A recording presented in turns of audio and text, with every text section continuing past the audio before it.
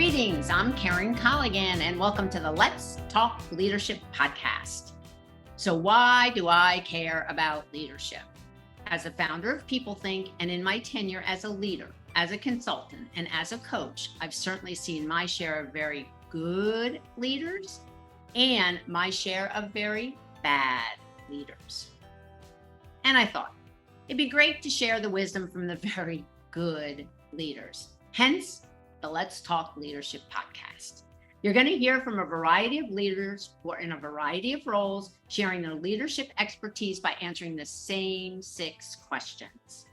Every single leader is unique in their style and approach, and we want to capture that uniqueness and provide you, the listener, with a diverse way of looking at leadership.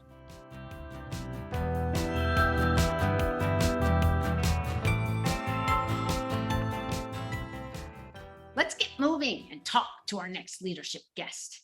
In this episode, I am thrilled to be speaking to Colonel Lisa M. Carroll of the United States Air Force. We're going to hear all about Lisa's approach to leadership. So Lisa, welcome and thank you for being with us today. Oh, thanks for the invite. Yeah, it's going to be fun. We're going to have a good day today. So Lisa, tell us a little bit about who you are and give us a snapshot of your role as a colonel in the United States Air Force before we start our leadership conversation. Sure. So I am active duty military, Air Force, and I am a judge advocate. So I'm an attorney for the Air Force and have been doing that for 22 years now. Wow. My current role is I am basically the general counsel for an installation where I manage a team of 43 attorneys that handle a variety of all legal issues, both military and civilian related. And in dealing with that team, I do all things management, all things crisis management, and all things handling to take care of that and the installation requirements, as well as the Air Force requirements. And Lisa, so you've got 43 attorneys, and tell me, where is your installation? You're in where? Robins Air Force Base, Georgia. So central Georgia, just south of Macon. And let me ask another question as I'm thinking about this. So does each of the Air Force bases have that many attorneys associated with it? No, most bases have a staff of anywhere from 10 to 15. This installation has a unique mission. So we have divisions of civilian attorneys. So I have a large cadre of civilian attorneys that work for me and a few military attorneys. So I mostly manage civilians. Oh, isn't that interesting? Oh, I can't wait to chat. Thank you, Lisa. That's great. Okay, good. All right. So then let's get into our first question. And, I always start off with this, Lisa, because there's so many ways to define leadership. And I truly believe it's so individual to each person.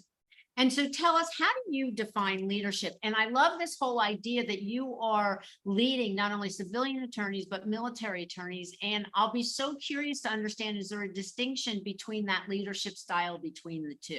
So let's first talk about how you define leadership, and then we can get into some other things.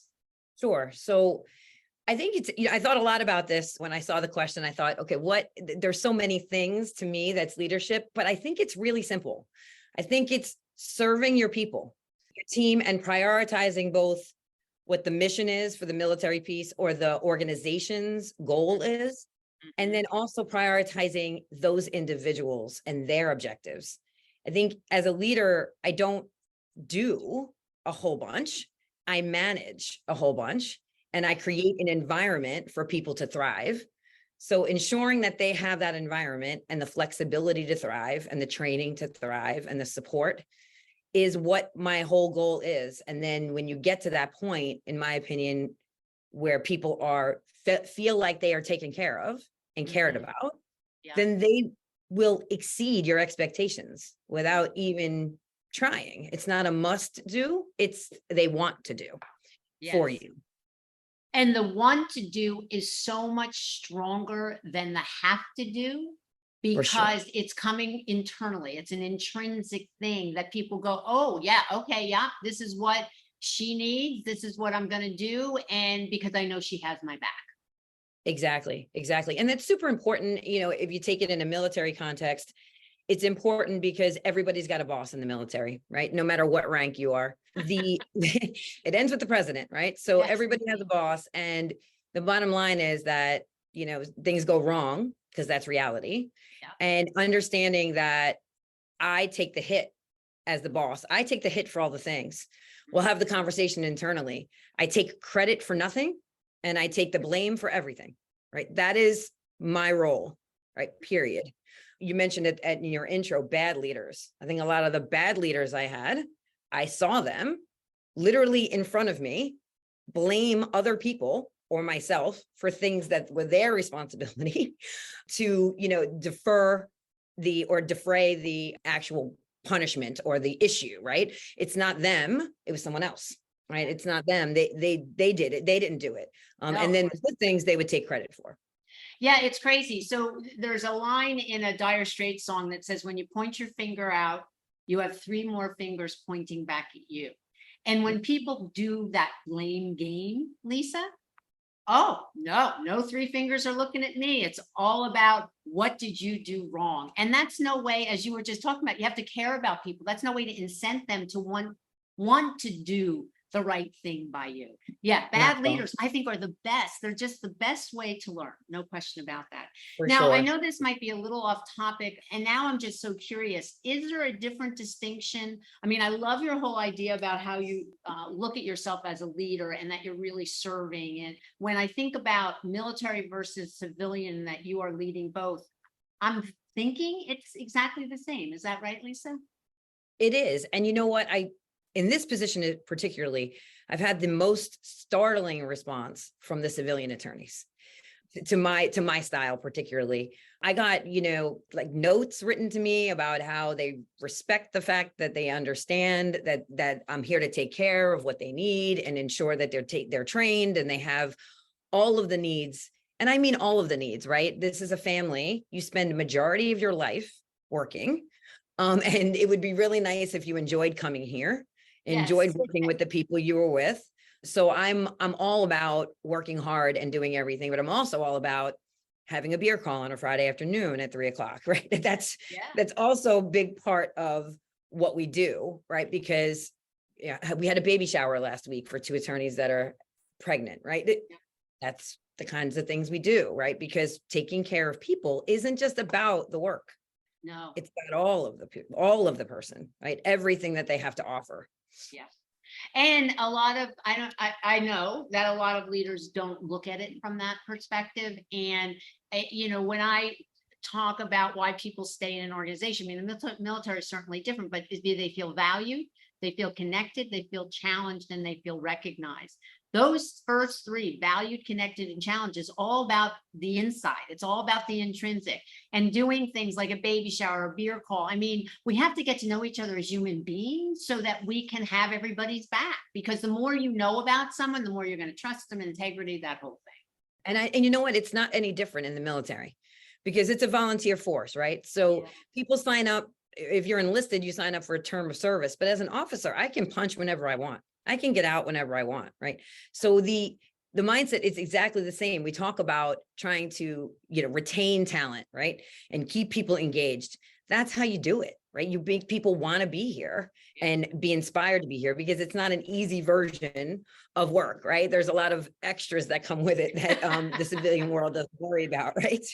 Oh, and I love that, a volunteer organization. And you also have to be thinking about retaining talent, engaging and inspiring. Like, duh. I mean, that is a duh moment for me. Of course you do. And I never really thought about that. And it's no different than being in the civilian world. Absolutely not. Love that. Yeah, Wow. for sure. Okay, For cool. sure. All right. So the second one. So now we're going to values, and I really believe that values are our guiding light.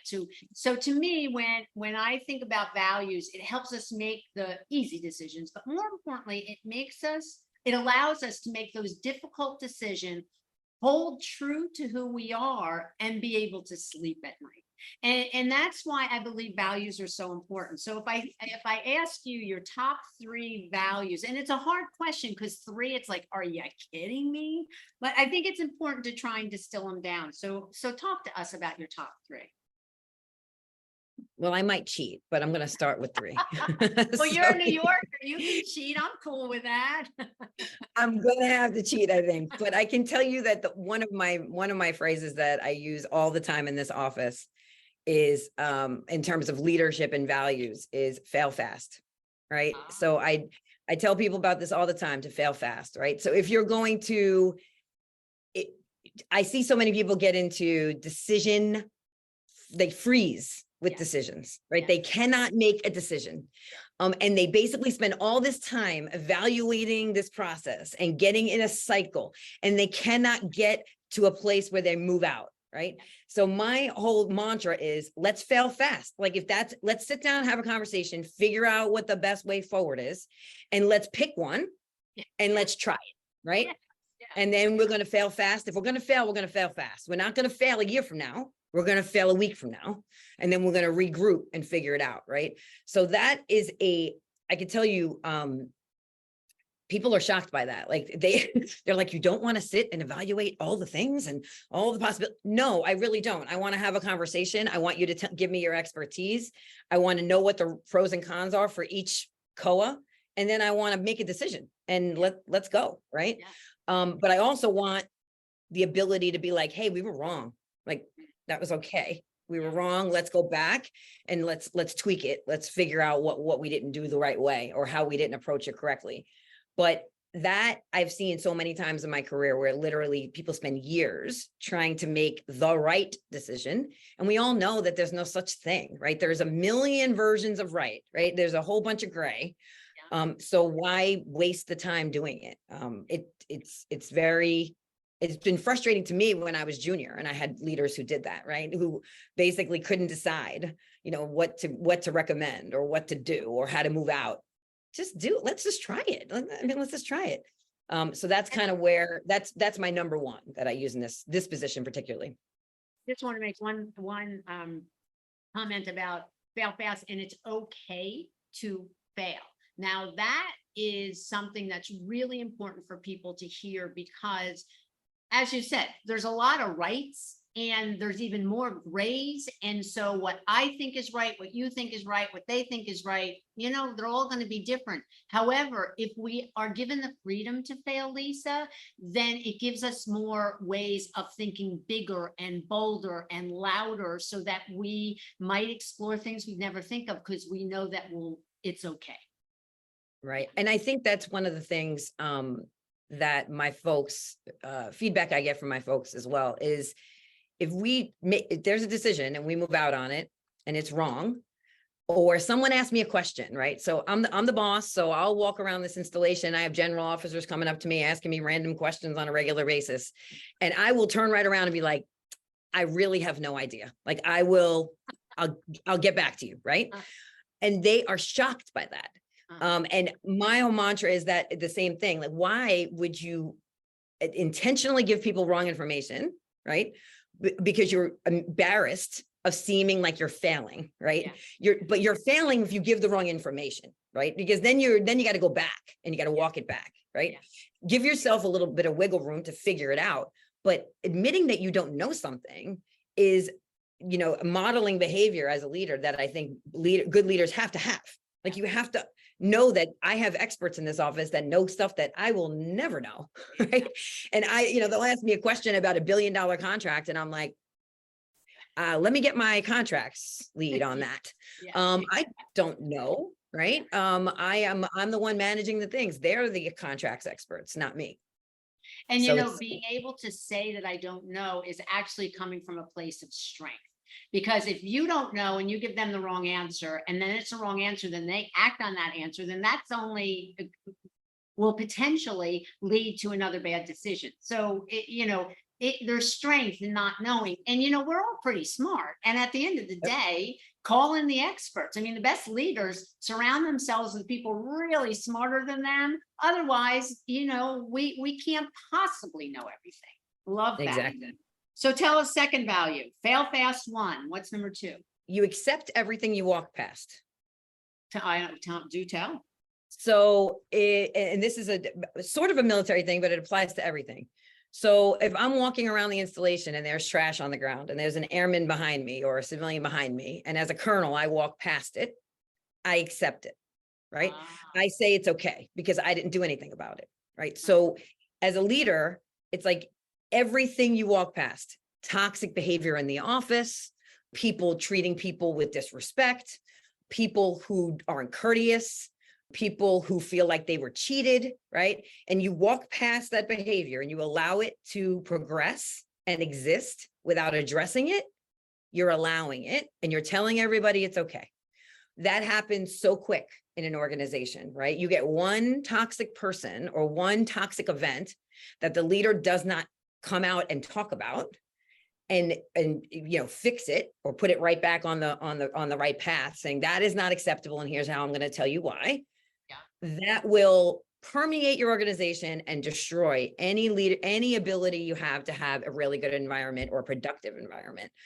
So that is a big deal here. Like military, you correct a lot of little things, but it applies to everything, right? I'm not going to accept, if I have, one of my civilians who decides to cause some drama, I'm like, okay, let's have a conversation, right? Let's fix that. I'm not going to accept what you're putting into my organization, and you need to explain to me why you're doing it. And then sometimes it's just not a right fit, right? People aren't there for the right reasons. And that's a way to figure that out, right? But that accepting what you walk past, people do it all the time, right? Because they don't like confrontation. They're afraid of confronting people or having direct conversations or providing direct feedback. You owe your people that stuff. You owe your people feedback. You owe your people honesty. The most difficult conversations I've had was when I bring people in, I'm like, you're not doing what I need you to do, and I need you to tell me why, right?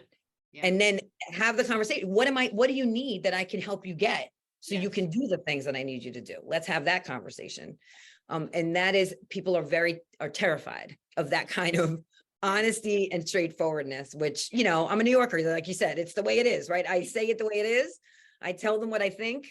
I've had people storm out, cry, do all the things. And I've also had people write me a letter 5 years later, thanking me for the only person who was honest with them, right? Yeah. I've had people contact me, years later, months later, days later, and be like, no one's ever told me that I was doing that. Thank you for telling me.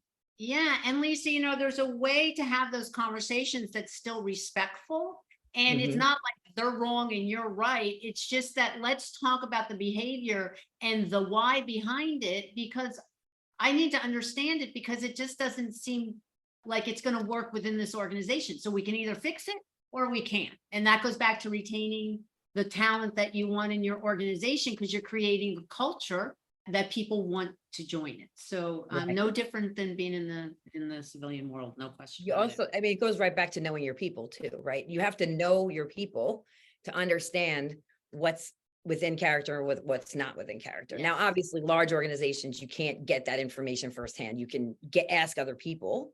But I recently had an attorney that worked for me that just wasn't functioning, like giving direction, telling things, not functioning. I bring him in and I'm like, listen, I don't understand. I need you to help me help you. What is going on with you? And busts into tears and gives me my family and my wife, all the things. And I'm like, okay, I can help with those things. Like, here's the things I can do for you, but I need you to tell me what you need, right? What do you need? You need to go home. You need to go to a hotel tonight so you can sleep.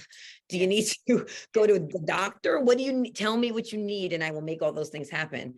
He would have never told me that if he didn't trust me, right? He would have never opened up. He would have just been like, I don't know. And that would have been the end of it. And I would have walked away thinking he's not capable. He would have walked away thinking that I don't care. Yeah. Right. And that's not good for anything. There's a vicious circle. And there we go in that vicious circle. Yeah, absolutely.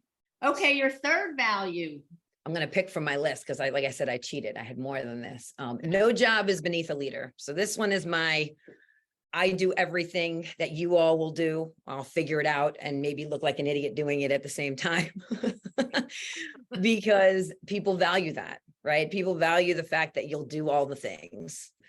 I'm talking manual labor on a Saturday to improve the office, or unpacking boxes of the stuff we ordered, or, all the little things and all the big things. I was in the kitchen a few weeks ago and I started cleaning the kitchen, and they're all like, ma'am, why are you cleaning the kitchen? What are you doing? And I'm like, well, it's dirty, so I'm going to clean the kitchen. And then they're all like, oh, I'm going to help you clean the kitchen. Yeah. I'm like, I'm just showing you that I do all the things just like you all do. Yeah. I want to take care of this environment and this organization. And I do that by paying attention to the jobs that everyone does, even the little tiny things. And I do the little tiny things up to the top big things, because that's the way a leader can inspire people to follow them. You have to be one of them on one side, but their boss on the other, right? You kind of have to find a way to meet that somehow. Yeah. And the other thing that really does is, I'll go back to that respect thing, is that you're respecting what everybody does for a living. And it doesn't mean just because you're the leader that you're better than them, smarter than them. And, I could keep going on, and that we're all humans at the end of the day. And if we're trying to create an atmosphere and culture of caring, then it has to start at the top. And Lisa, what I say all the time is that stuff runs downhill. And there's no question about it. And the good, the bad, and the ugly runs downhill, and people are watching. And even when we think no one's looking or watching, people are, and they're taking cues from the leader. And, if you're picking up that, whatever it is on the ground, as you're walking past it, people are going to pay attention to that. They may not, at that moment, but later on, as you said, you get cards and letters from people saying, you made a difference in my life. So I love it. Don't admire the problem, do something about it. Yeah, exactly.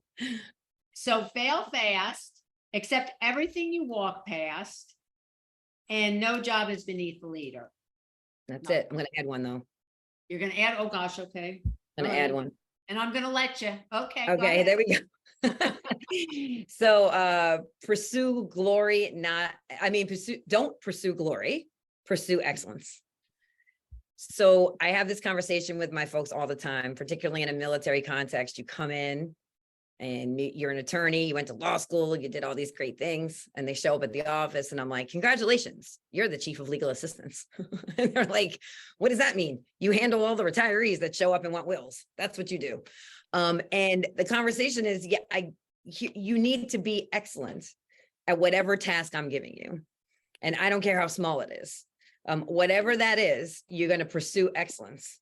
You're not going to pursue glory, because glory comes with some kind of self-motivation, accolades that this doesn't make any sense, right?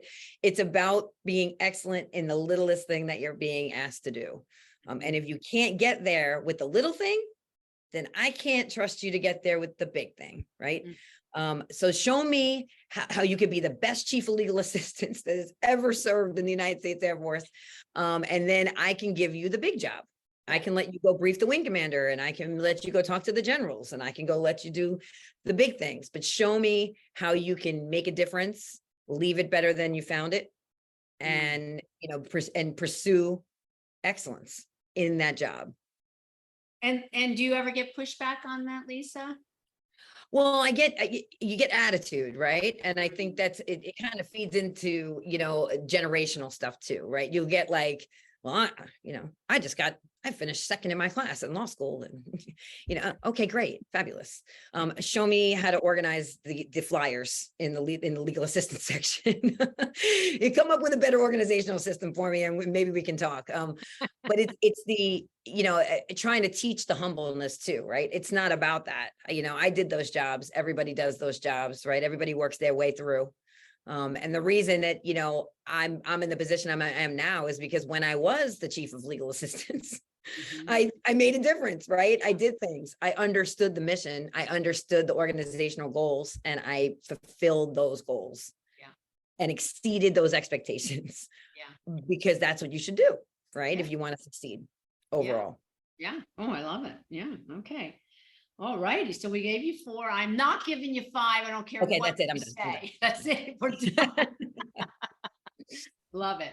Okay. Third question. Best advice you were ever given by a leader? It kind of overlaps from some of the other stuff, but my favorite boss ever, and my very first female boss I had in the military, told me that taking care of the people, just take care of the people and they'll take care of the mission, right? Just take care of the people. Don't focus on the stuff you can't control. You can control those individuals. You can control how they feel in their job, and you can control the outcome of that. And she showed me so many ways of doing that I had no idea that were even possible, right? I'm talking, everything from socializing, social events to, organizing. We had an airman that needed to move, and we all moved her. Like, we all showed up with a moving truck and moved her to a new apartment and helped her get, like all of the things that you wouldn't think are important. And every single one of us that worked for her would literally lay down and die for her. Like, we were so loyal. Yeah. And that she just literally exuded that in everything that she did, and taught me so much about how to do the job I'm doing right now by showing me. And how long ago was that, Lisa? I worked for her from 2014 to 2017 when I was at Pacific Air Forces. Wow. And she was the colonel in charge to the 4-star general, right? So she's in charge of all the Pacific, a lot of stuff going on. And she was amazing at her job, but an even more amazing person and even more amazing leader, right? Which again, showed me how to do all the things. Yeah. Wow. That's amazing. Yeah. I want to work for her, and I want to work for you, and I'm going to join the United States Air Force later. There you go. She's retired now and living her best life. I can tell you. Sweet. She deserves it. It sounds like she deserves it. No question. All right. So obviously we're going through an enormous amount of transition, not that you are feeling any of that. How do you lead through transition and change? I would imagine that, with the military, you're on, one path. You okay, this is our charge for, we've got to go here. And then all of a sudden you got to turn right. And then all of a sudden you're okay, we're doing that. And then all of a sudden we have to turn left. As you just indicated, it's out of your control. It's not like you can do anything about that. That's the decision that was made, because in the military, everybody has a boss. So how do you lead through transition and change? I'll start with a story. So the first part of the story is I worked for a boss, my third assignment in the Air Force. So I was junior. I was probably a captain at the time. And he freaked out every time something crazy happened in the office. Now, from the legal world, lawyers in general, right? We're crisis managers, right? Yeah. You're never calling a lawyer for something good. Yes. You're calling a lawyer for something bad, right? So every time we had something major happen, he would literally just have a meltdown in the office, and everyone would start to melt down with him, because it's like, when you're doing that, like, what are you doing? Like, pull it together. So me as the second, I was the deputy. So I was the second in command. So as soon as he would leave the room, I'd be like, okay, everybody pretend that didn't happen. It's going to be okay. You have to figure out your audience, right? So leading through change, you have to be, first of all, you have to be calm, but secondly, you have to understand the generational differences, and you have to understand the cultural differences. And the military, we have all kinds of diverse people. I mean, I have paralegals that joined the military because their parents were like, get out of my house, right? Mm-hmm. Or, they didn't have a choice, and this was a way to kind of get it out of their life. Mm-hmm. And then you have people who this was the only thing they wanted to do their whole life, right? And then you have civilian attorneys who join working for the military, but they don't know anything about the military, right? So they're completely separate and apart from that. But understanding my audience, right? So in this office particularly, I'll talk to people, the civilians, and I'll say things, and then I'm like, wait a minute, they're civilians, they don't understand. Right. So I need to make sure that they understand what the military piece of this is. And then generational. I got assigned an 18-year-old paralegal. 18. Yeah. I don't like teenagers. So I was like, what the heck? So anyway, I'm like assigned to be this person and teach this person to how to be a paralegal, but more importantly, how to be an adult. Right. I mean, these are understanding the generational differences. I mean, I didn't know she knew how to answer the phone. Mm-hmm. There's no phones in her world, right? She answers the cell phone for someone who knows it's her, but we have desk phones where people are calling the office. So I was like, does she know how to answer the phone? Yes, I understand. But understanding those differences is really, really important culturally, I think. And again, understanding where people come from. Well, let me just, before you say one more thing, did she know how to answer the phone? She didn't. We had to give her a script. Okay. Yeah, because she's never had a landline phone before. She didn't know how to even use the buttons on it. I was like, oh my God. I mean, she's 18. Actually, she's joined when she was 17. So 17. It's amazing to me, right? So it's like I had to bring myself down a bit. That was a big cultural difference, right? I mean, that was a big shift in how I'm trying to like get her to absorb things, because the legal world is it's not like being a soldier on the battlefield, right? It's being an advisor to the commander on all the things. Yeah. So it's an elevated kind of job within the service, and making sure she's prepared to do that. It's difficult. And we're all prepared to do that. So yes. All right. So understanding that you really need to go to where the audience is, that's generational differences is what you said. And also the fact that you have to remain calm, as we talked earlier, as stuff runs downhill, if you know that person leaves the audience, leaves the building or leaves the room, and you're like, okay, let's forget that ever happened. Let's stay calm. Again, stuff runs downhill. All right, so we know the best leaders are always curious and learning. So do tell, what do you do? What are your resources? What are some tools that you use? Mostly it's observing, right? In my position, I've had the honor to work in lots of positions where I've gotten to work with U.S. allied forces. So you're looking at cultural differences. I worked at NATO for 3 years, where I was able to work with legal advisors and, military folk from 29 nations. Wow. And understanding and watching how that that culture does things versus how the American culture does things, it opens your eyes, right? Yeah. It kind of goes along with just travel, right? I'm a huge believer in travel, because you don't know what you don't know. And the person who stays in the same neighborhood their whole life thinks it's the best neighborhood, until they venture outside and figure out there's more to the world than what they thought was happening. But just working through the observation, I've had countless bosses. In probably 22 years, I probably worked directly for at least 20 different bosses. I could tell you that the vast majority of them were terrible. Yeah. I had probably a handful of amazing.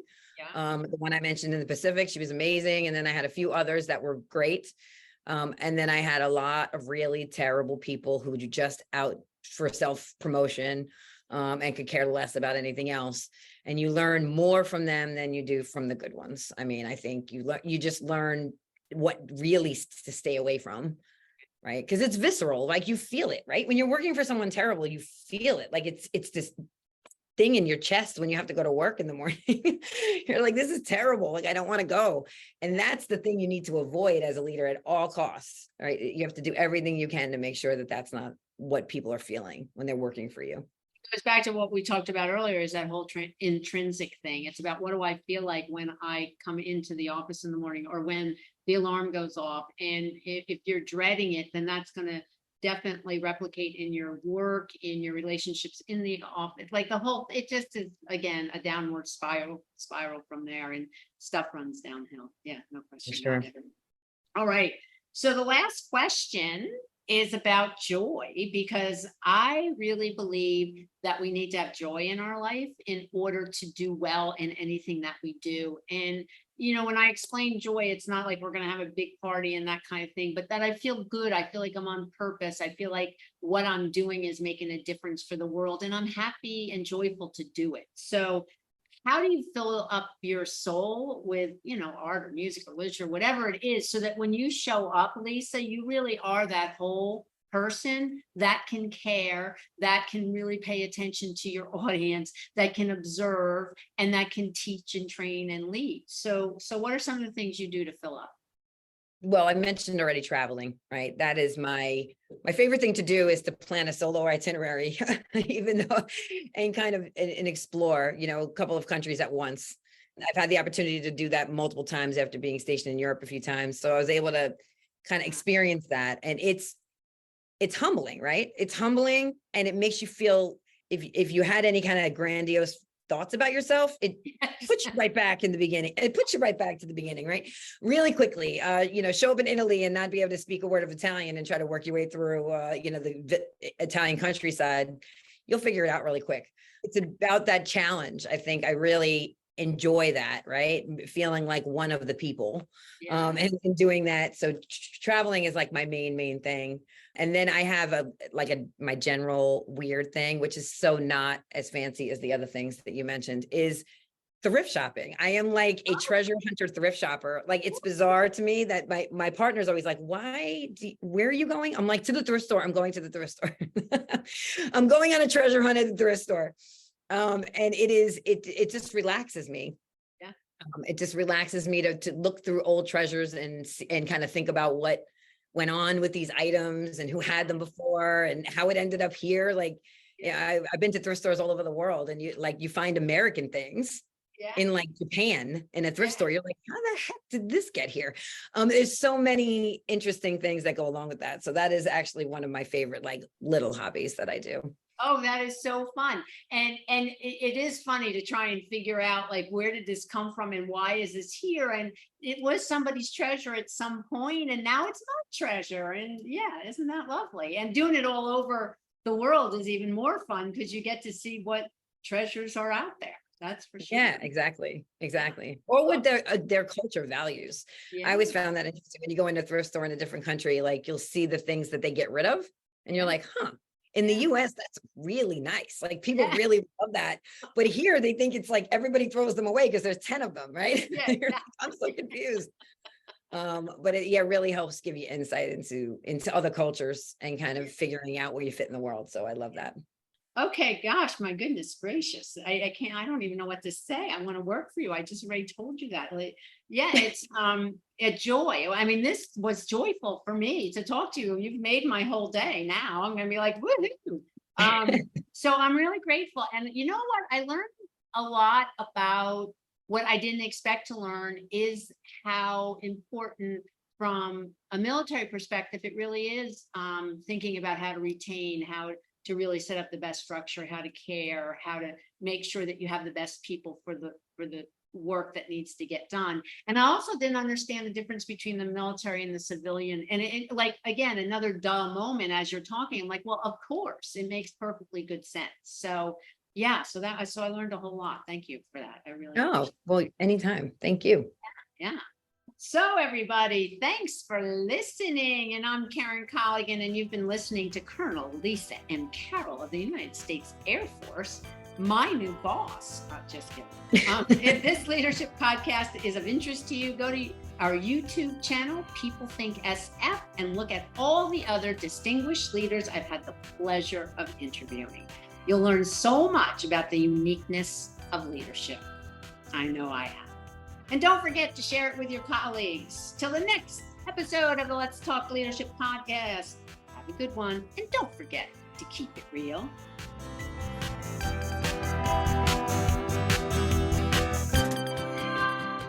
Editing by Mary Lee Williams. Thanks, everybody. We'll talk to you real soon. Bye now.